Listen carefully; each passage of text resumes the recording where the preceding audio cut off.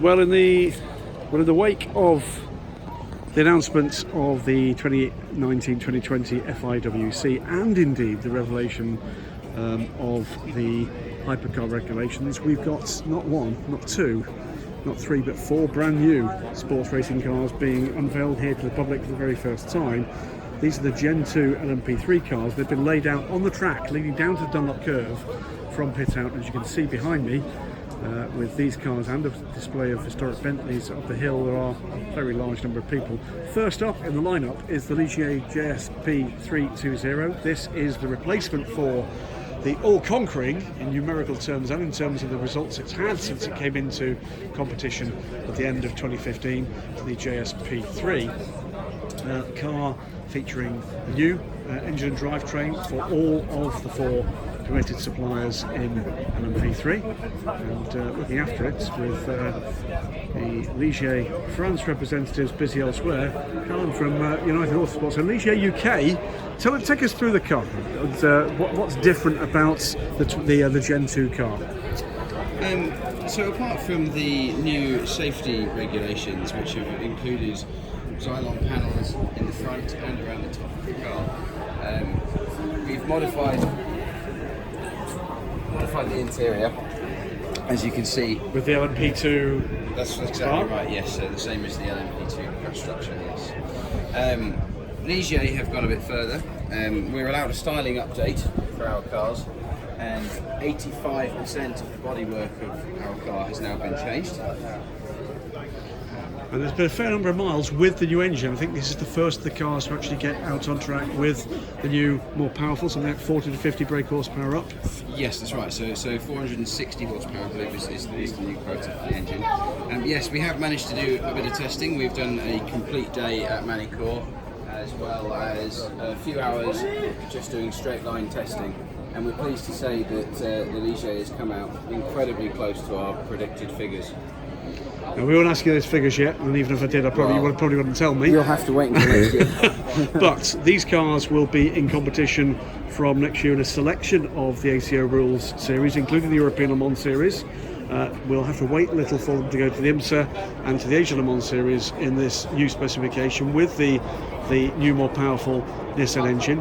Four chassis suppliers. Ligier have been the numerically dominant chassis supplier in the first generation of LMP3 with over 100 cars sold. You know how many through Ligier UK? There's a fair number of them. Certainly more than 20 in the UK. Yeah, more than 20 cars even into the UK market. Now a global formula, of course, with international series as well as national series around the world. And of course Ligier and Ligier UK, offshoot of the United Autosports operation, we'll be looking to see what they can do. We'll move on to the second one, and thanks very much for the Ligier. The next one, based just across the road from Ligier UK, on the same industrial park, in Garforth in Yorkshire. This, ladies and gentlemen, is the new and, well, I don't want to say radically different because that implies a different sports car manufacturer. This is the Ginetta G61-LT-P3. As you can see from the front end of this car, and we're going to see whether or not one of the guys will pull that away for us, takes some lessons from the G60-P1 car. Completely different look to the Ginetta. The only thing I'm looking at there that looks remotely similar to the first iteration, of course, the first successful LMP3 car. If you look over there, Superstar driver alert, that is the first ever LMP3 champion, Charlie Robertson. Hello. Pocket-sized Scottish driver and still Ginetta factory driver, won the initial ELMS title back in 15 with Sir Chris Hoy. The cockpit, Charlie, pretty familiar. The rest of this, utterly unfamiliar. Yeah, I mean, it's so much different to our previous car. Looking at it, you know, obviously being biased, but I think it's a work of art really, and a different interpretation of the rules, and looking very hypercar-esque at the front. And just very excited to get it on track and see how it goes. Yep, the side panels in particular, very much smoothed out. It's an altogether more streamlined look to the car. Remember, Ginetta first entered the box with their initial Ginetta Juno, as it was initially called, when we saw the cars for the first time at Silverstone. and immediate racing success, an all Ginetta class for much of that year until the Ligier got going. As you can see inside the car, it comes free with a bag of crisps, so that's always a good idea too. No doubt at all that Pete Smith and his technical team at Ginetta are going to be very proud indeed as what's been achieved here. Can't wait to see this car going. And do we know yet, Charlie, when we're going to see the car actually out and testing with the new engine yet? Yeah, I mean, we're hoping over the next sort of couple of weeks to get the car out. Probably a runway test to begin with, and then somewhere quiet and out of the way to do some sort of early performance testing, and then yeah, from there it'll be more intensive, and yeah, just keep building up till next year. We've got a decent amount of time now before the first races. So she's a looker, isn't she? She really is a good-looking car. And that's not always been the case that you could say that about some of the early LMP3 cars with the box in which they were built, but the way in which these regulations have evolved, we've got a good-looking car from Ginetta. This one to buy next. The next one is going to be the Duqueine owns now normal D-08. You can see that a couple of the LMP3 teams are already milling around. This has been the latter sales success, picking up sales of LMP3 cars from the Ligier JS P3. This, not the complete and finished article, by the way, the only one that is not a finished article. Lots more to come on the normal show car. I'll have a quick word with Thibaut from Duqueine Engineering, who took over the program from Norbert Santos' original organisation. They've been in charge of engineering and marketing the M30 for a little wee while. They're clearly rebranding this with their own operation. I particularly want to interrupt what might well be a sales conversation, so we're going to go next door to the final car before coming back to Thibaut. And there's a familiar face, Stefan Chaussee from Adess, filming live. Hello, Stefan, so don't say bad words. No, this is great to see Adess back with the 03 Evo. Take us through the car, tell us what's changed for Adess and for the new regulations. So basically the main change for us was the wheelbase change. We put the rear wheel a little bit more forward to reduce transmission angle. And after that you have a light aero update, front wheel arch deflector, rear wing, cheese wedges, and a diffuser.